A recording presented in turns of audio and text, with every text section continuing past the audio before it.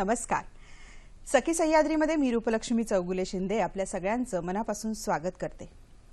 माझी या मना जरा थांबना, तुझे धावणे आणि मला वेदना.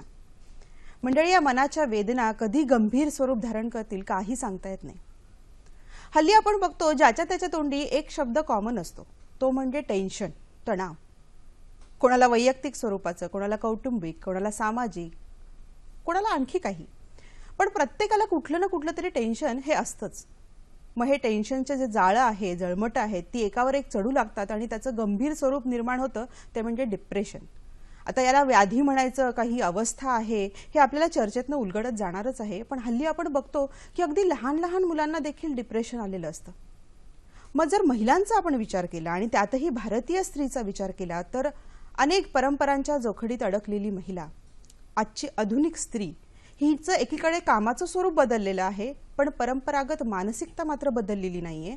अशाच स्त्रीची मानसिक अवस्था आज काय आहे आणि मग अशा स्त्रीला डिप्रेशन हे जास्त प्रमाणात भेडसावतंय का? काय स्थिती आहे एकूणच आज आपल्याला जाणून घ्यायचंय. मग अशा स्त्रीला आणि सगळ्यांनाच मदतीचा हात पुढे करणारी एक संस्था मंडळी या क्षेत्रामध्ये कार्य करते, ती म्हणजे समॅरिटन ही संस्था, जी मूळ लंडनची संस्था आहे, पण अनेक वर्षापासून भारतातही ती काम करते. हे कुठल्याही प्रकारचं औषध देत नाही किंवा सल्ला देत नाही, पण अतिशय वेगळ्या पद्धतीने अशा डिप्रेशनमधल्या माणसांना, व्यक्तींना बाहेर काढण्यासाठी मदतीचा हात देते. मग आज याच विषयावर आपल्याला जाणून घ्यायचं की कशा पद्धतीने या अशा डिप्रेस्ड व्यक्तींना या डिप्रेशनमधनं ही संस्था बाहेर काढते. त्यामुळे आजचा आपला विषय काय आहे तो बघा. आजचा आपला विषय आहे मदतीचा हात. या विषयावर माहिती देण्यासाठी आमंत्रित केलेला आहे ज्योती बेळेकर. ज्योती बेळेकर ह्या गृहिणी आहेत, पण मागील 2 वर्षापासून समॅरिटन या संस्थेशी त्या जोडलेल्या आहेत. त्या कार्य करतात या संस्थेमध्ये. दुसऱ्या आहेत अंकिता निकाळजे, ज्यांनी ऑस्ट्रेलियातून MSc सायकोलॉजीमध्ये केलेलं आहे आणि काउन्सिलिंग सायकोलॉजीवर त्या सध्या PhD करत आहेत, करण्याचा त्यांचा विचार आहे. दोघींकडनं या विषयाच्या संदर्भामध्ये सखोल माहिती घेणार आहोत. मंडळी, तुमच्याही मनामध्ये असंख्य प्रश्न असतील, थेट आमच्याशी जोडले जा या फोन नंबरद्वारे. फोन नंबर असे आहेत, बघून घ्या.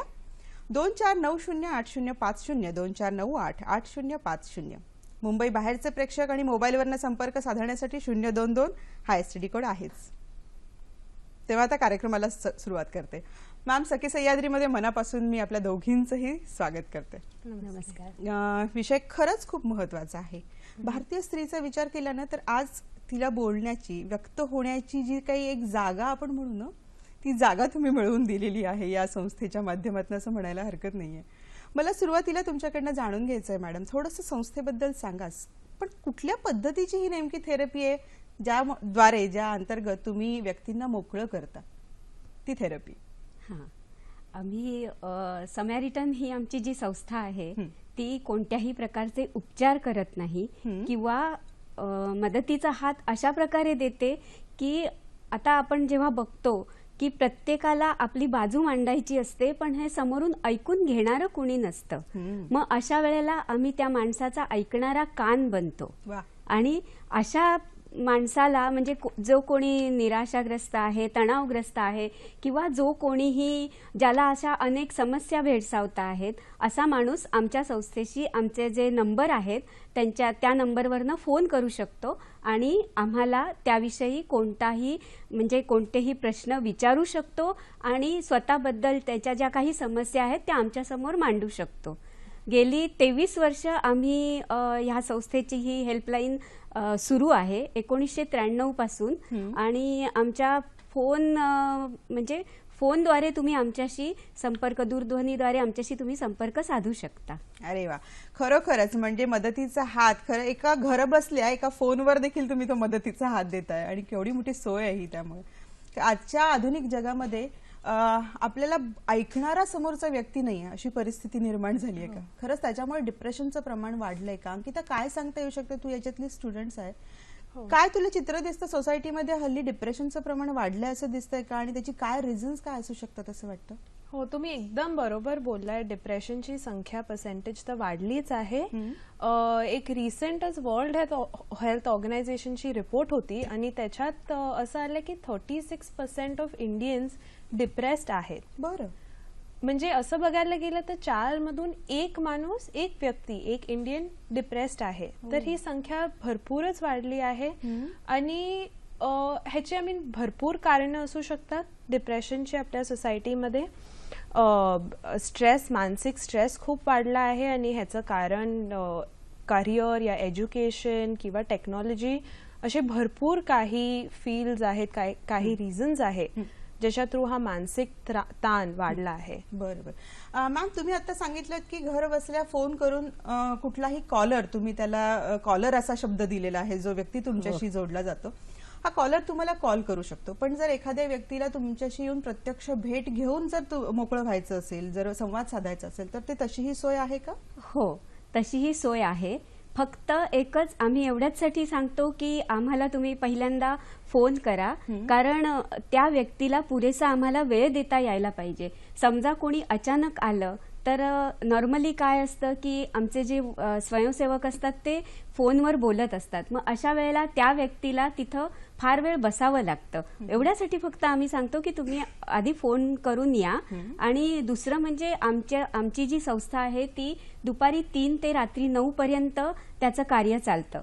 आम्हाला स्वयंसेवकांची कमी पडते, त्यामुळे आम्ही हा वेळ वाढवू शकत नाही आहोत आणि आम्ही त्याच्यासाठी पण आमची प्रयत्न चालू आहेत की ह्या आमच्या जी ही संस्था आहे याचा कार्यकाल वाढवावा म्हणून 12 ते रात्री 9 असा आम्ही लवकरच हा कार्यकाल वाढवण्याचा आमचा विचार पण आहे. आता एक महत्वाचा प्रश्न, व्यक्ती येणार तुमच्या जवळ, मन मोकळं करणार, सगळे त्याचे प्रॉब्लेम सांगणार. मुख्य प्रश्न असतो की माझी ही माहिती गुप्त राहिली पाहिजे, माझी ओळखही जास्त बाहेर कुठे देता येणार नाही, असेही प्रकारचे प्रॉब्लेम्स असू शकतात. आपण टप्प्याटप्प्याने घेऊयात. काय त्या दृष्टिकोनातून ती गुप्तता पाळली जाते? हा तर आमच्या संस्थेचा म्हणजे अगदी महत्वाचा उद्देश आहे की आम्ही कोणत्याही माणसाला त्याचं नाव विचारत नाही. कोणत्याही वयाचा कोणीही माणूस आम्हाला फोनद्वारे संपर्क करू शकतो किंवा स्वतः येऊनही तो सांगू शकतो. आणि ही गोपनीयता पूर्णपणे राखली जाते की कधीही त्या माणसाचं नाव कोणत्याही प्रसंगात कुठेही उघड होत नाही. बरं, ही महत्वाचा भाग आहे जो सुरुवातीला मला वाटतं प्रेक्षकांना उलगडून सांगणं महत्वाचं होतं. अंकिता, मला सांग की आपण आज आधुनिक जगात, स्त्रियांवर आपण येणारच आहोत, पण आपण इन जनरल जर विचार केला की आधुनिक जगात स्पर्धेचं जग झालेलं आहे.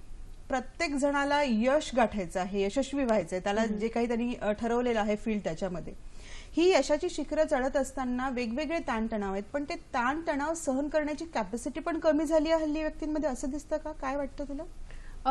आपण असं बोलू नाही शकत की लोकांची कपॅसिटी कमी झालीये की जास्त झालीये. सगळ्यांची, तुझी माझी सगळ्यांची कपॅसिटी खूप वेगळी असते. कोणाला काही लहान स्ट्रेस पण खूप, जो आपल्याला वाटेल की हा खूप लहान स्ट्रेस आहे, तो एका दुसऱ्या व्यक्तीला खूप मोठा स्ट्रेस असू शकतो. वेरस कोण अशी पण व्यक्ती असू शकते जो कितीही मोठा स्ट्रेस असो त्यांच्यावर खूप कमी त्याचा फरक पडतो. तर ऑन दी अदर हँड आपण असं बोलू शकतो, आपल्याला दिसतंय की आपल्या सोसायटीमध्ये स्ट्रेस वाढवण्याचे भरपूर काही कारणं आहेत. तशी खूप कारणं आहेत. एक टेक्नॉलॉजी आहे, एक एज्युकेशन वाईज कम्पिटिटिव्हनेस एवढी वाढली आहे की 89% आणि 90% मध्ये खूप मोठा आजकाल फरक आहे. अर्ध्या टक्क्यासाठी मुलं एकदम एक्स्ट्रीम स्टेप्स घेतात आहे. असे भरपूरच, म्हणजे सोसायटीमध्ये, आपल्या एन्व्हायरमेंटमध्ये भरपूर स्ट्रेस वाढला आहे. अजून काय कारणं सांगता येऊ शकते सोसायटी मधली? कारण हल्ली जे झालेलं आहे स्पर्धेचं युग आहे, ज्याला त्याला यशस्वी व्हायचंय, पण मग यश मिळत नाही म्हटल्यानंतर लगेचच खच्चीकरण होणं, मनाचं लगेचच खच्चीकरण. मी हा प्रश्न काय विचारते, आपल्याकडे ध्यान, धारणा वगैरे ह्या ज्या काही जुन्या गोष्टी होत्या ना, यांनी मनाचं खंबीरपणा वाढवणं, याच्यासाठी आपल्याकडे खरं तर भारतीय परंपरेमध्ये तशा पद्धतीने प्रयत्न केला गेलेला आहे किंवा आपल्या संस्कृतीमध्ये ते रुजलेलं आहे. पण हल्ली हे कमी दिसतंय. मग मैदानी खेळ मुलांचे कमी झालेले आहेत का? आपण एका तणावामध्ये 24 तास वावरतोय, असं काही वातावरण आहे का? खरंच असं नैराश्यग्रस्त होण्यासाठी पोषक असं वातावरण आहे का? का आपण त्याला बाऊ करतोय या सगळ्याचा, असं वाटतं? काय वाटतं? असं म्हणजे जसं मी बोलली आधी की भरपूर काही असे कारणं झाले ज्याच्यानी आपला स्ट्रेस वाढलाय. आजकाल एक्सपेक्टेशन्स, अपेक्षा पण जास्ती आहेत काही व्यक्तींवर. तुम्ही स्टुडंट आहात या बिझनेसमध्ये आहात किंवा जस्ट अ हाऊसवाईफ, काही पण असा तुमच्यावर अपेक्षा भरपूर आहेत. तुम्ही जे स्वतःवर अपेक्षा ठेवता, तुम्ही तुमचे पेरेंट्स किंवा एनीवन तुमच्या जे अपेक्षा ठेवतात ते पण भरपूर वाढलेले आहेत. आजकाल सगळ्यांना एक सुपर वुमेन असं बोलू शकता, सुपर वुमेन बनायचं आहे. खरंय खरंय. आणि ती काही कारणं असू शकतात. आपण टप्प्याटप्प्याने घेऊयात. पण मॅडम, जर आपण स्त्रियांच्या बाबतीत विचार केला आणि खरं सुरुवातीपासून आपण जर सुरू केलं की अगदी लहान लहान मुलांना आपण बघतोय की डिप्रेशन येतंय, त्यांच्या बिहेवियरमध्ये आपल्याला चेंज दिसतोय. म्हणजे पूर्वीच्या काळातली जी हसती खेळती आनंदी टवटवीत संध्याकाळपर्यंत एक फ्रेश असणारी मुलं, हल्ली आपल्याला तसं चित्र फारच कमी दिसतं. इतक्या लहान वयापासून डिप्रेशन येतं का? तसं तुमच्याकडे काही केसेस येतात का? कॉलर्स आहेत का? काय सांगता येते? सिच्युएशन कशी आहे? हो, अगदी लहान मुलांपासनं अगदी मोठ्या म्हणजे अगदी 80 वर्षापर्यंत कोणीही आमच्याकडे म्हणजे कॉल करू शकतं आणि तसे आम्हाला कॉलही येतात. म्हणजे लहान मुलांचेही असे कॉल असतात, अरे मी ना एका विषयात मला मार्क खूप कमी पडले, आता माझी मम्मा मला रागवणार, तर म्हणून ना मला असं माझी इच्छा होत नाहीये काही करायची, तर मी काय करू? अशा प्रकारचे कॉलही आम्हाला आलेले आहेत. म्हणजे लहान लहान मुलं देखील तुम्हाला कॉल करतायत आणि त्यांचं सांगतात जे काही त्यांचे प्रॉब्लेम्स आहेत. मग हे लहान मुलांना बोलायला घरात आता कोणी व्यक्ती नाहीये असं चित्र आहे का? काय सांगता येऊ शकतं? आई वडील दोघंही काम करणारे आहेत, एकत्र कुटुंब पद्धती जवळपास संपल्यासारखी आहे. मग अशा वेळी तुमची ही संस्था त्या लहान मुलांसाठी खूप खरं म्हणजे वरदानच ठरतीये. काय सांगता येऊ शकतो? मला येणारे जे कॉलर्स आहेत, जी लहान मुलं आहेत, त्यांचे जर आपण प्रॉब्लेम्स एकूण ढोबळमानाने विचार केला तर शिक्षण हा एक आहे, पालक नाहीयेत संवाद साधायला हा आहे, घरामध्ये कोणी वडीलधारा माणूस नाहीये हा आहे. अजून काय सांगता येऊ शकतं? अजून म्हणजे त्यांना आपापसात मित्रांमधली स्पर्धा, म्हणजे हे तर अगदी म्हणजे हे आम्हाला प्रकर्षाने जाणवतं. जेव्हा आमच्याकडे ही मुलं कॉल करतात तेव्हा सांगतात, अरे तो माझा मित्र आहे ना, त्याला एवढे मार्क पडले, आता त्याच्यापेक्षा कमी पडले ना तर माझी काही खैर नाही. म्हणजे ह्याच्यात फक्त मुलांचाच दोष असतो असं नाही म्हणता येणार आपल्याला. जेवढा मुलांचा दोष आहे त्याच्यापेक्षा जास्ती त्यांच्या पालकांचा दोष असतो. आई वडिलांच्या अवास्तव अपेक्षा असतात आपल्या मुलांकडनं. आणि दुसरी गोष्ट म्हणजे आई वडीलच असे टेन्शन मध्ये आलेले असतात, माझी मम्मा एवढी टेन्शन मध्ये आहे ना, माझी परीक्षा आहे ना म्हणून. असे कॉलही आम्हाला येतात. म्हणजे अशी मुलंही थोडीशी नर्व्हस आणि अशी हे झालेलीच असतात. आणि मग आणि डिप्रेशन हा शब्द जो आहे ना, तो इतक्या सहजपणे वापरला जातो की 7-8 वर्षाचा मुलगा म्हणतो, you know I am very depress. म्हणजे हे ऐकताना पण असं वाईट वाटतं कुठेतरी. म्हणजे डिप्रेशनची नक्की व्याख्या कळली आहे का? काय लक्षणं असतात अंकिता? डिप्रेशन येणं म्हणजे नेमकं काय? काय बदल काय होतो? हो, डिप्रेशन मध्ये आपल्याला हे एक मेन थिंग समजायचं आहे की डिप्रेशन आपल्या मूड, आपल्या मनावर, आपल्या विचारांवर आणि आपल्या बिहेवियरवर, आपण जसं वागतो ते सगळ्याही ऍस्पेक्ट्सवर अफेक्ट करते. मेन म्हणजे एक एक्स्ट्रीम लो मूड किंवा एक डीप निराशा जी आपल्याला फील होते. आपली झोप इधर खूप जास्ती वाढते किंवा खूपच कमी होते, ऑलमोस्ट इन्सॉम्निया की झोप नाही येत. सेम विथ भूक, की आपली भूक खूपच वाढते किंवा खूपच कमी होते, एवढ्यापैकी की तुमचं वजन वर खाली होतं. म्हणजे एवढं त्याचं हे आहे. आणि मेन आपल्याला एक समजायचे सॅडनेस आणि डिप्रेशन मध्ये फरक आहे. आपण उदास होतो कधी कुठच्या छोट्या लॉसवर, हे दिस इज नॉर्मल, एक नॉर्मल ह्युमन बिहेवियर आहे की आपण सॅडनेस फील करतो.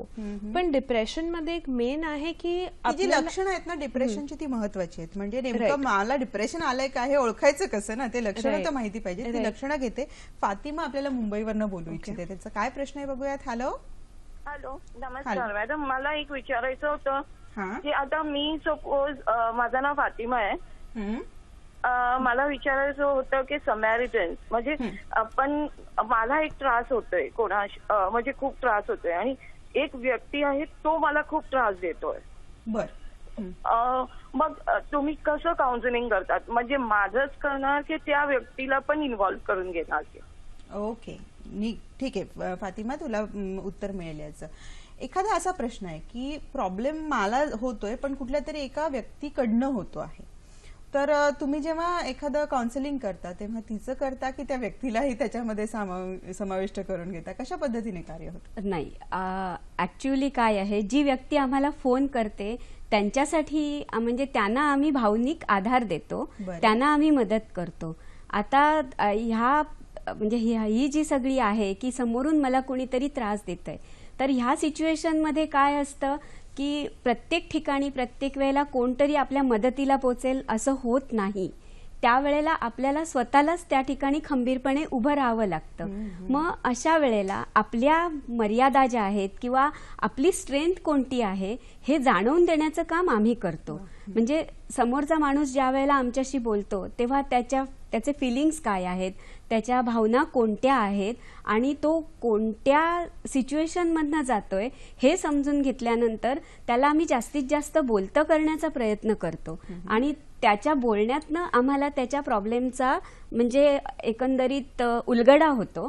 आणि त्यानंतर काय आहे म्हणजे ह्या सगळ्या एकंदरीत कुठल्याही बघा माणूस स्वतः एखाद्या समस्येतनं जेव्हा मार्ग काढतो तेव्हा तो मार्ग सगळ्यात योग्य असतो. म्हणजे हे मानसशास्त्रीय ह्यांनी पण सांगितलं जातं. हो ना अंकिता?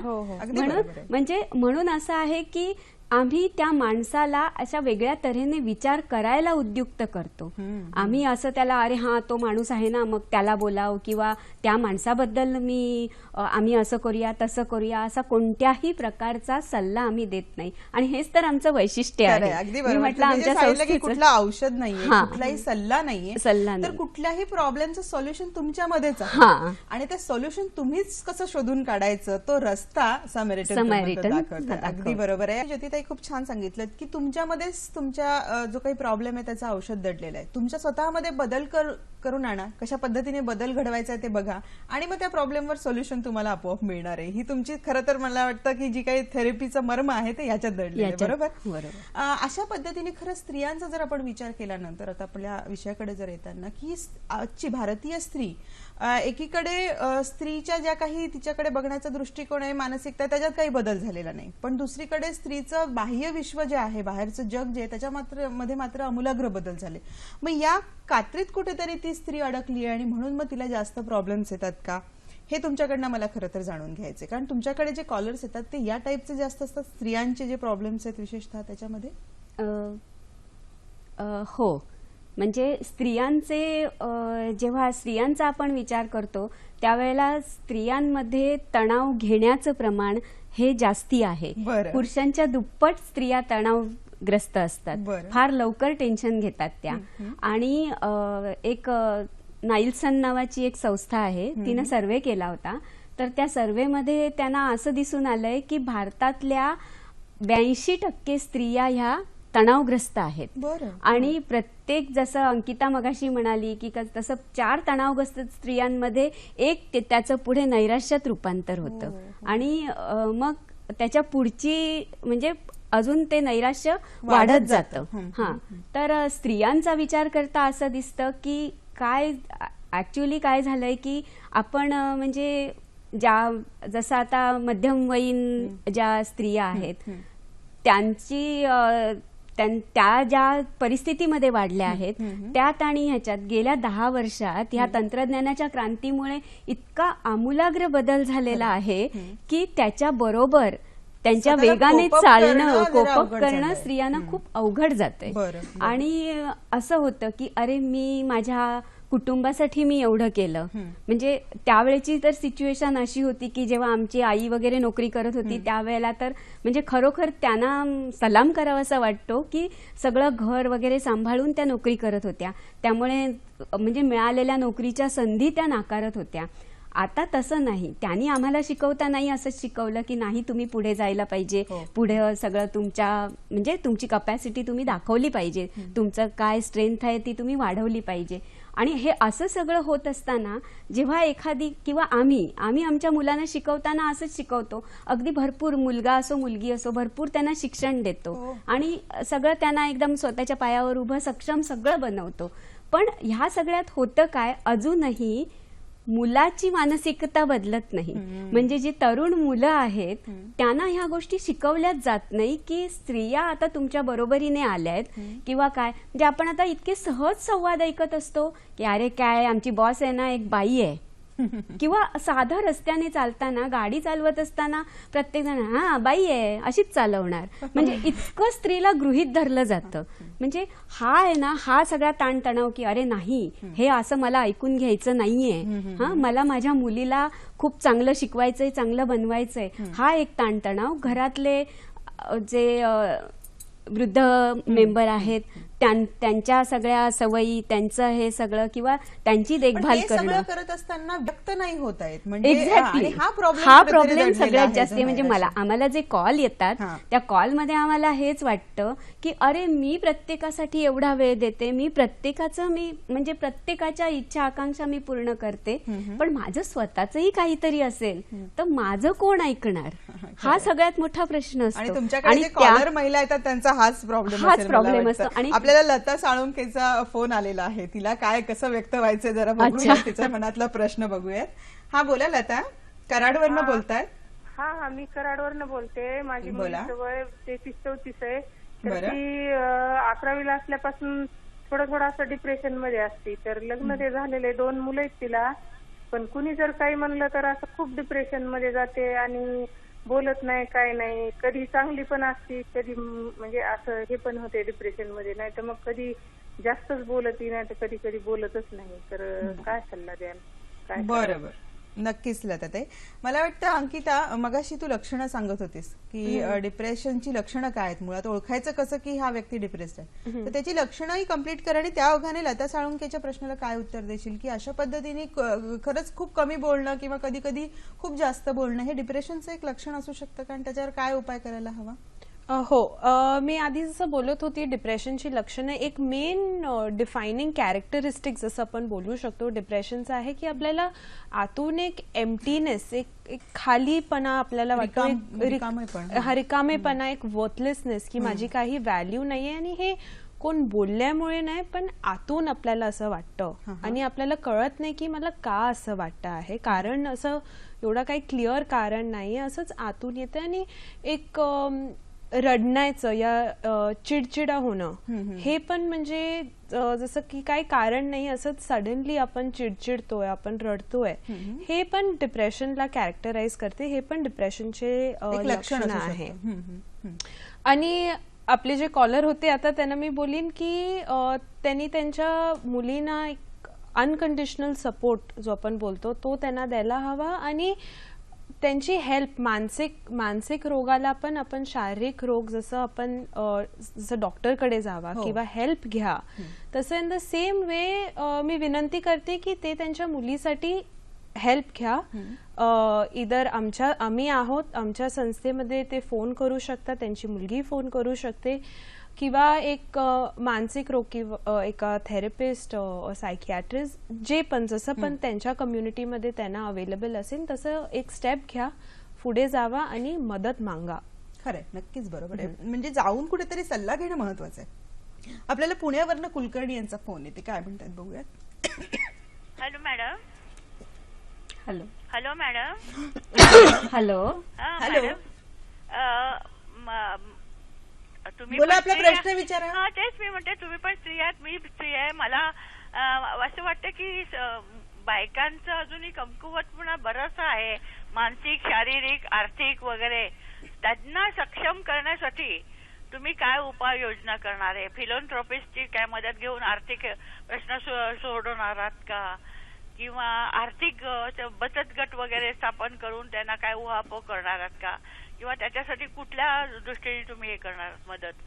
किंवा मानसिक पण हे असतात, प्रॉब्लेम्स असतात, खूप डिप्रेशन मध्ये जातात बायका एखाद्या. हो, त्याच्यावरच आपण बोलतोय, तेच तर त्याच्यावरच आपण चर्चा करतोय. काय सांगता येऊ शकतं? म्हणजे काय होतं, मेनोपॉज झाल्यानंतर खूप डिप्रेशन येतं आणि त्याच्यामधून त्यांना बाहेर काढण्यासाठी काहीतरी असं होऊ शकेल का? असं नक्कीच, हाही महत्वाचा विषय आहे. मेनोपॉजवर आपण येणारच होतो. हो, काय त्यांना उत्तर देता येऊ शकतं?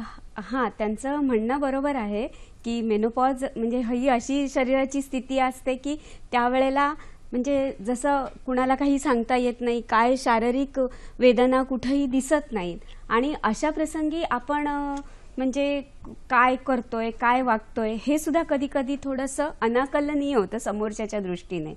तर हां, पहिला त्यांचा हे होता की असं आर्थिक मदत वगैरे करता का.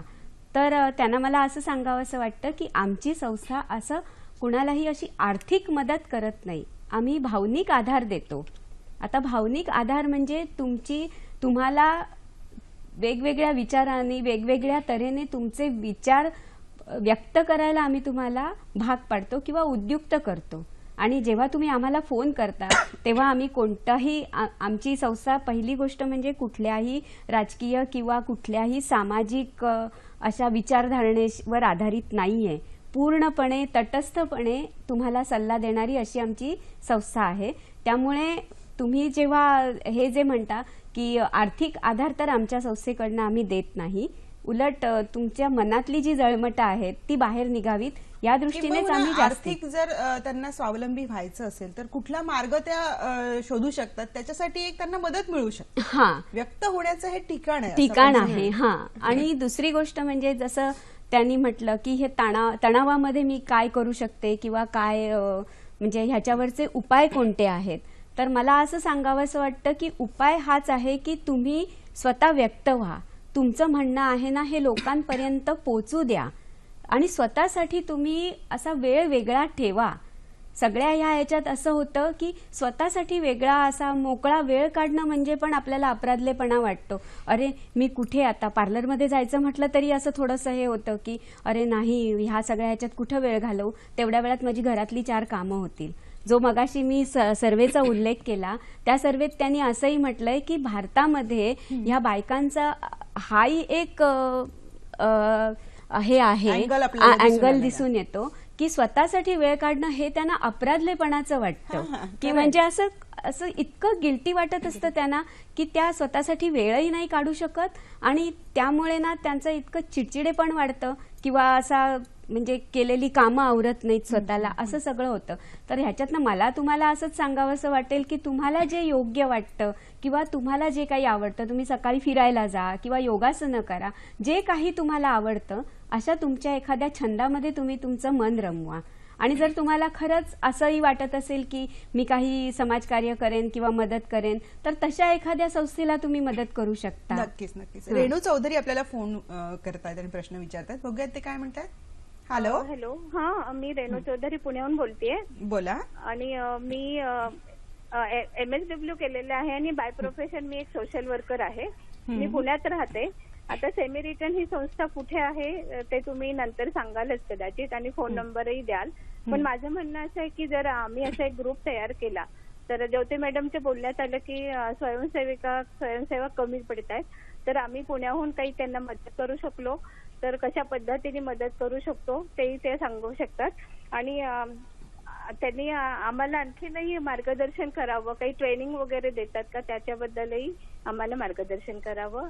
आणि दूरदर्शनचं आणि तुम्हा तिघींचंही छान विषय घेतल्याबद्दल अभिनंदन. धन्यवाद रेणुताई, खरंच धन्यवाद. ही खूप स्वागतार्ह गोष्ट आहे की अशा पद्धतीच्या कार्यामध्ये त्यांना कार्य करण्याचा रस आहे आणि अशा काही महिलांचा ग्रुपही बनवू शकतात आणि या क्षेत्रामध्ये कार्य करण्याची इच्छाही आहे.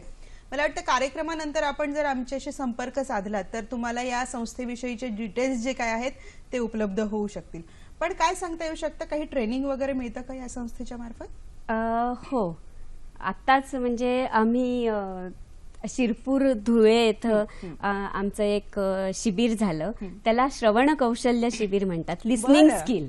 हां, तर म्हणजे ते असं शिबिर आहे की तुम्हाला ऐकण्याचा एक असा वेगळा सायंटिफिक वे आम्ही सांगतो की समोरच्याचं म्हणणं ऐकून घ्यायचं. आता जेव्हा आमच्याकडे कॉलर कॉल करतात त्यावेळेला त्यांना असं खूप काही काही सांगायचं असतं, खूप बोलायचं असतं, पण आता आपण जे नेहमी बघतो तेव्हा असंच होतं की त्याचं बोलणं संपण्याआधी आपलं बोलणं सुरू होतं, कारण प्रत्येकालाच बोलायची घाई असते. मग अशा वेळेला समोरच्याचं म्हणणं कसं ऐकून घ्यायचं या दृष्टीने आम्हाला ट्रेनिंग मिळतं. म्हणजे जेव्हा आम्ही हे जॉईन केली ही संस्था त्यावेळेला सुद्धा 6 दिवसाचं हे असं ट्रेनिंग असतं आणि ते ट्रेनिंग म्हणजे जसं हे सायकॉलॉजिस्ट आणि ह्यांच्या मार्गदर्शनाखाली हे सगळं ट्रेनिंग आम्हाला दिलं जातं. वेगवेगळे त्याच्यात म्हणजे असे प्रयोग असतात आणि म्हणजे वेगवेगळी कपॅसिटी प्रत्येक माणसाची त्याच्यातून निरखली जाते. आणि अशा प्रकारची ही शिबिरं किंवा अशा प्रकारचं ट्रेनिंग द्यायला आम्ही निश्चितच उत्सुक आहोत.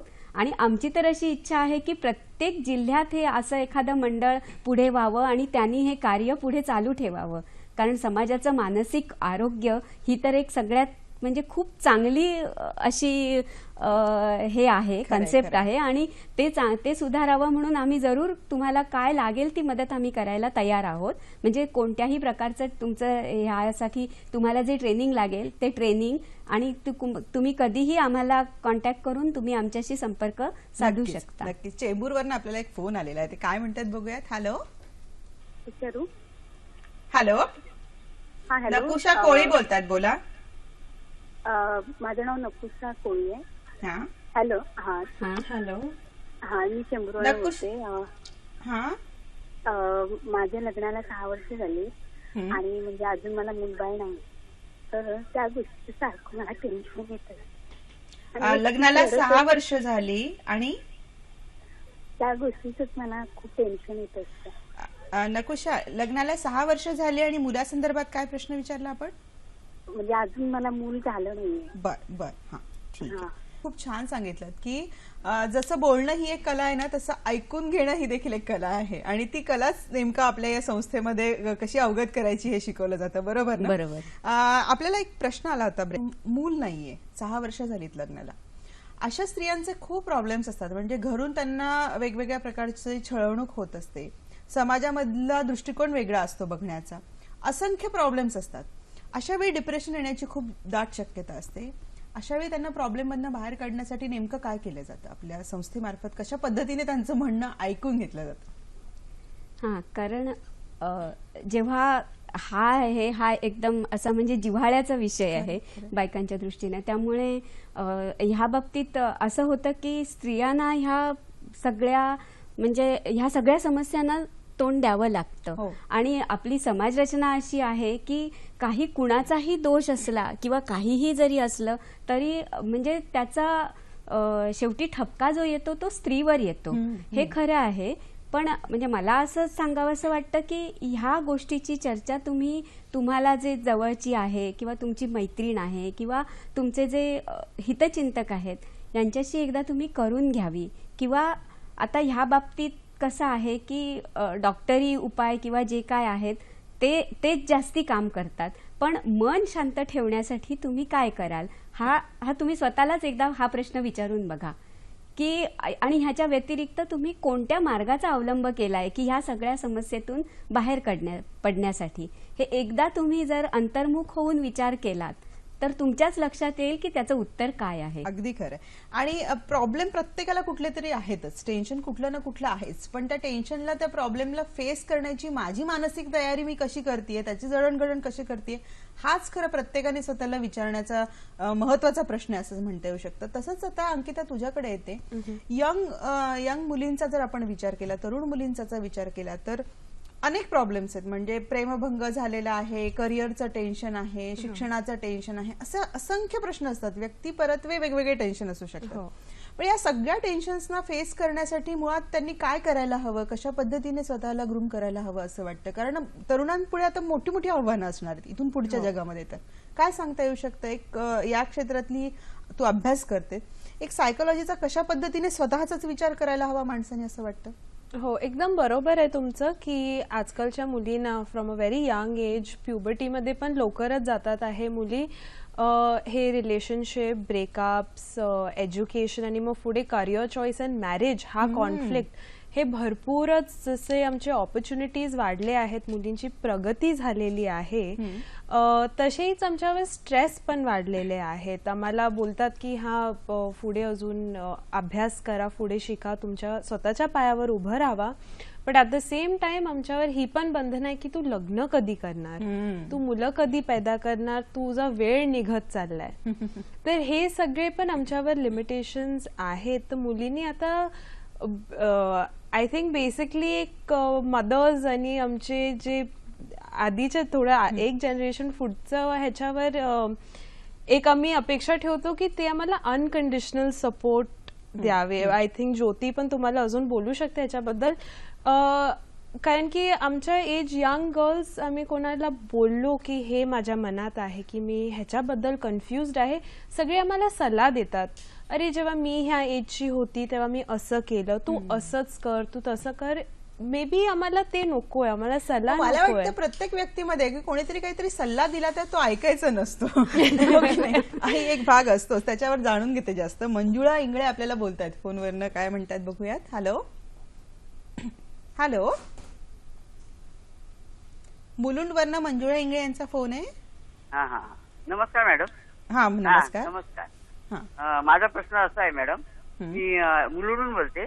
माझी एक मैत्रीण आहे, ती पण गव्हर्नमेंट सर्वंट होती, पण तिचा नवरा आहे ना, तिला आयुष्यभर छळलं तिला, आणि त्याच्यामुळे तिला पॅरालिसिस पण झालं होतं. आता ठीक आहे, आणि तो स्वतः आजारी असताना तिने खूप त्याच्यासाठी केलं, पण आता पण तिचा छळ चालू आहे. तर त्याच्यातून तिने आता कसं बाहेर यावं, आणि मुलगा पण तिला विचारत नाही. म्हणजे वाईट कंडिशन आहे ती. आणि आपण म्हणतो बायकांना असं आहे तसं आहे, काय नाही. खरंय, अगदी खरंय. काय सांगता येऊ शकतं मॅडम की हे जे कौटुंबिक असंख्य प्रश्न असतात की आयुष्यभर नवऱ्यानी पण छळलेलं असतं, नंतर मुलंही नीट ट्रीटमेंट देत नाहीत, अशा प्रकारच्या असंख्य अनेक वर्ष असं नैराश्य सहन केल्यानंतर, तणाव सहन केल्यानंतर त्या स्त्रीची जी एक स्थिती होते, अशा वेळी ती कशी व्यक्त होते, कसं व्यक्त व्हायला पाहिजे, आणि तुमच्याकडे असे काही केसेस आले असतील तर त्याचे काही अनुभव शेअर करता येतील? हो जरूर. म्हणजे आता ह्या कंडिशनमध्ये काय होतं, हा आता थोडासा सिनियर सिटीजनकडे जाणारा हा विषय आहे.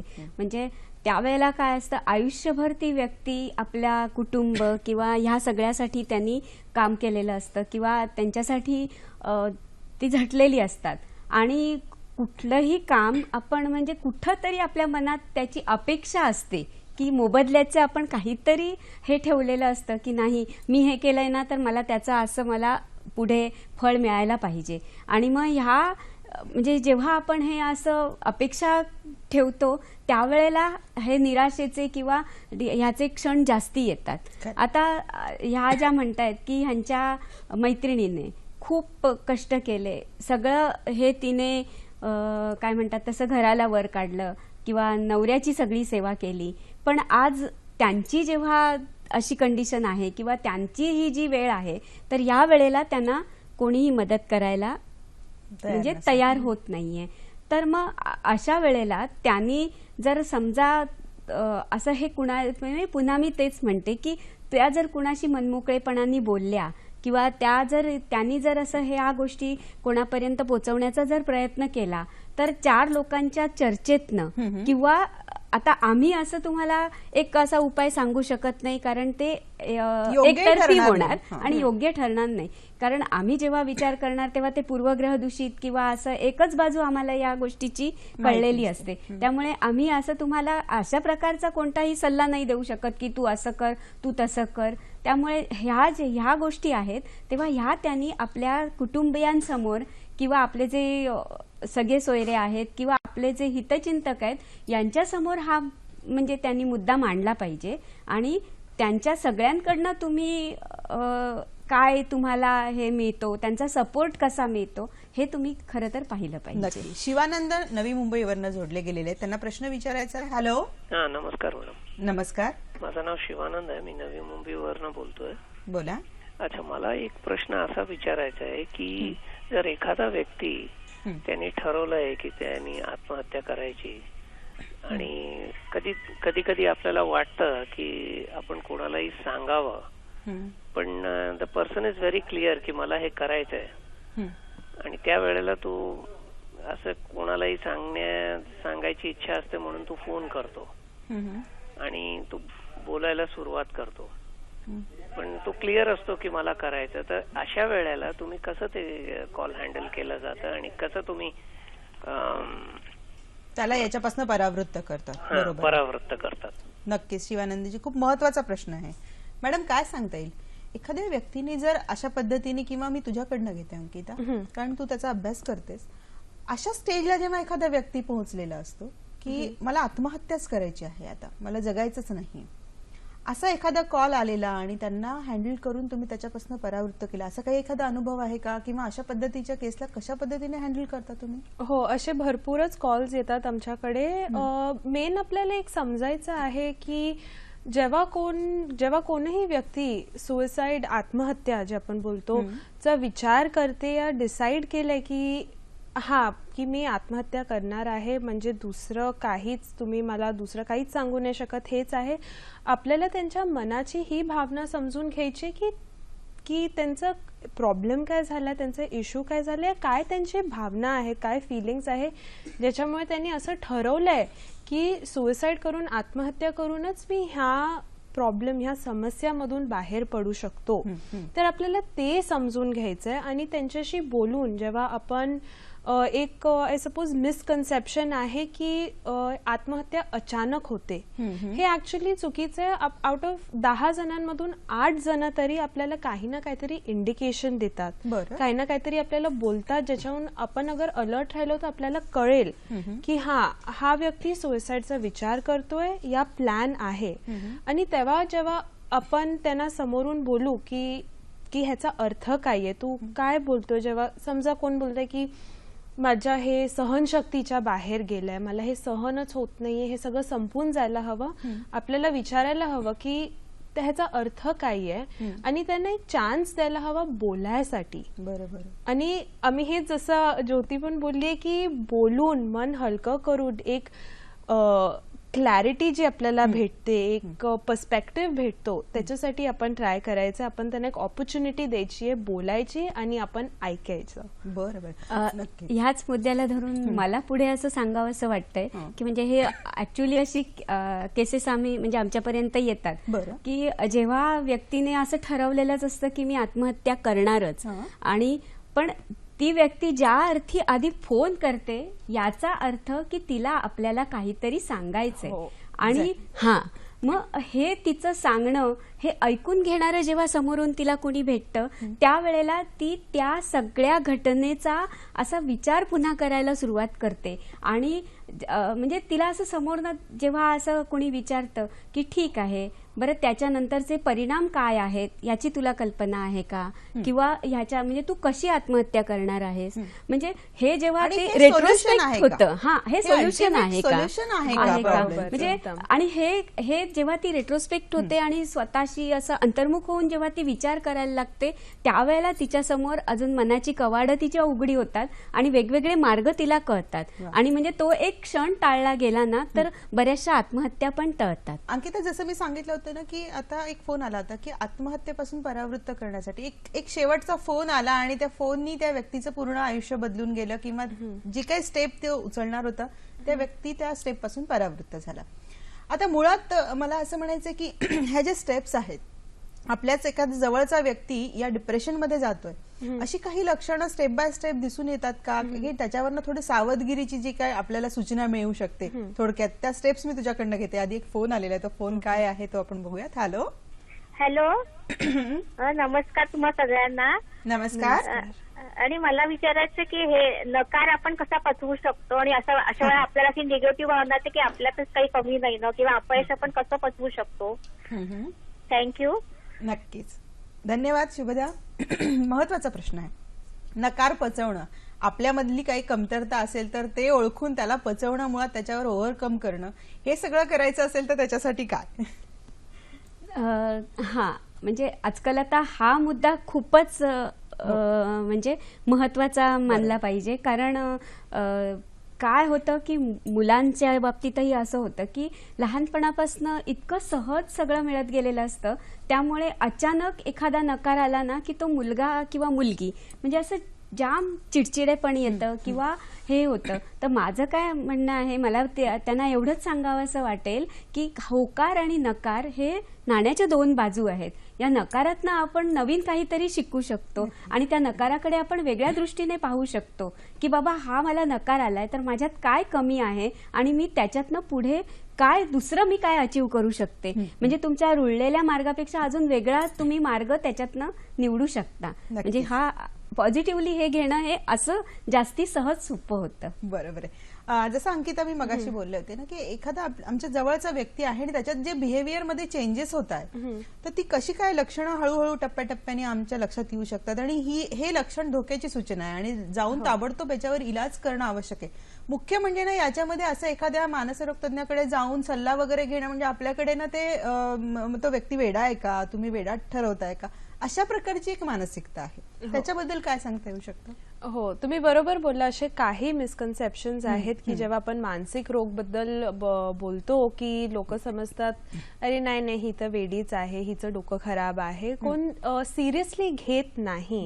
हे सर्वात इम्पॉर्टंट आहे. जेव्हा कोणाचं बिहेवियर बदलतं, तुम्ही नॉर्मली तुमच्या समजा मित्र या मैत्रिणीला बघतात, ते खुश असतात, हॅपी असतात, त्यांचे काही हॉबीज असतात, हे म्हणजे ह्याच्यामध्ये एक चेंज येतो की ते एकदम उदास आहेत किंवा रूम बंद करून खूप रडतात आहे. कोण रडलं जास्ती तर आपण बोलतो अरे ड्रामा करतेस, चर अप, असं काही आपण बोलतो. हे इन्स्टेड हे खूप एक सेन्सिटिव्ह टॉपिक आहे आणि खूप इम्पॉर्टंट टॉपिक आहे. आपण हे मानसिक रोग आणि हे मानसिक सिम्पटम्स आहेत त्यांना आपण इक्वल इम्पॉर्टन्स देऊन, अगर कोण आपली मैत्रीण जास्तच रडते आहे की जास्तच बिहेवियरमध्ये चेंज आलाय, तर आपण त्याला सिरियसली घेऊन आणि तिला विचारा, तिच्याशी बोला की काय ग, काय चालू आहे, काय झालं, का रडतेस, हे बोला. I think that's the most important. बरोबर आहे. जाता जाता काय सांगता येऊ शकतं तुम्ही तुमच्या दोघींकडनं मला ऐकून घ्यायला आवडेल की तुमच्या या संस्थेशी कसं जोडला जाऊ शकतो एखादा व्यक्ती. दुसरं तुम्ही म्हणजे आउट ऑफ द वे जाऊन तुम्ही कसं आणखी काम करता, या संस्थेच्या पलीकडेही जाऊन मला वाटतं तुम्ही दोघी जणी मदतीचा हात पुढे करता, तर तो कसा करता आणि जाता जाता तुम्ही प्रेक्षकांना काय सल्ला देऊ इच्छिता? पहिली गोष्ट म्हणजे दूरदर्शनचे आम्ही आभार मानतो की आम्हाला आज इथं बोलवलं आणि म्हणजे ह्या सगळ्या गोष्टींवर विस्तृतपणे चर्चा करता आली. बोलायची संधी पण मिळाली, तेही तितकंच खरंय. आणि म्हणजे मला तर असं सांगावंसं वाटेल की आम्ही जे आमचं कार्यक्षेत्र वाढवण्याची आमची इच्छा आहे आमच्या संस्थेचं, तर म्हणजे ज्याला कुणाला आमच्या ह्या कार्यात सहभागी व्हायचं असेल त्यांनी जरूर आमच्याशी संपर्क करावा आणि आमच्या ह्या ट्रेनिंग नंतर तुम्ही आमचे स्वयंसेवक म्हणून काम करू शकता. दुसरा तुमचा मुद्दा होता की तुम्ही काय करता, तर आम्ही वृद्धाश्रमात जाऊन त्यांच्यासाठी आउटरीच, कारण त्यांचेही वेगळे प्रॉब्लेम्स असतात, त्यामुळे असे आम्ही वेगवेगळी असे तिथं जाऊन तिथं आम्ही शिबिरं आयोजित केलेली आहेत, त्यांचं म्हणणं ऐकून घेतलेलं आहे. आणि अजून एक सांगावंसं वाटतं म्हणजे अंधांसाठी एक मॅगझिन आहे दृष्टी नावाचं, तर त्याच्यात आमची माहिती छापून आली आणि ती माहिती वाचून एक अंध व्यक्ती आमच्याकडे आली आणि तिला आमच्या संस्थेबरोबर काम करायचं होतं आणि तर त्या व्यक्तीने 6 दिवसाचं ते योग्य प्रशिक्षण घेतलं आणि आज ती व्यक्ती आमच्याकडे स्वयंसेवक म्हणून अगदी यशस्वीपणे काम करते. म्हणजे हे म्हणजे आम्हाला असं ते कौतुकास्पदही वाटतंय. आणि अंधांसाठी पण आम्ही ब्रेल लिपीमध्ये हे सगळे आमची हे केलेली आहेत. आणि दादरची जी अंध हे आहे कमला मेहता अंध हे, तिथं आमचं आता एक शिबिर आयोजित करायचं आमचे हे चालू आहेत, म्हणजे त्यांच्याशी बोलणं चाललेलं आहे. थोडेच दिवसात आम्ही त्यांच्यासाठी पण आणि नॅबने आम्हाला या कार्यामध्ये खरंच खूप मदत केलेली आहे. नक्कीच. अंकिता तुला काय सांगता येऊ शकतं? मी नुसतं हेच बोलीन जे माझं सगळं बॅकग्राऊंड आहे आणि माझं हे एक्सपिरियन्स राहिलं समॅरिटन्स बरोबर की मदत मागा. कुठच्याही मानसिक त्रास, मानसिक रोग काही पण असून दे, त्याच्यासाठी मदत मागा. तुम्ही आमची तर संस्था आहे, तुम्ही फोन करू शकता, पण तुमच्या मित्र मैत्रिणीमध्ये, फॅमिली फ्रेंड्समध्ये एक दुसऱ्याशी बोला, खुलून बोला. आपले भावना शेअर करायला एक जे एम्बॅरेसमेंट या शेम वाटते तसं नको, खुलून बोला आणि ऍक्सेप्ट करा एक दुसऱ्यांना, त्यांचे जे फिलिंग्स आहे, त्यांची जी भावना आहे. आय थिंक हे आपला एक स्टेप 1 आहे मानसिक त्रास आणि मानसिक रोग कमी करण्यासाठी. अरे वा. खरं तर रामदासांनी मना सज्जनाला विचारलंच होतं की जगी सर्व सुखी असा कोण आहे, विचारी मना तू शोधून पाहे. आपल्याच मनाला विचारायचंय आणि आपल्या आतमध्येच असणारा हा इलाज शोधून काढायचा, असं समॅरिटनच्या या संस्थेमार्फत तुम्ही सगळ्यांना सल्ला देऊ इच्छित आहे. खूप छान माहिती दिली तुम्ही दोघींनी इथे येऊन, त्याबद्दल सखी सह्याद्रीच्या वतीने मी मनापासून आपले आभार मानते. धन्यवाद. धन्यवाद. भेटूया पुढच्या कार्यक्रमात.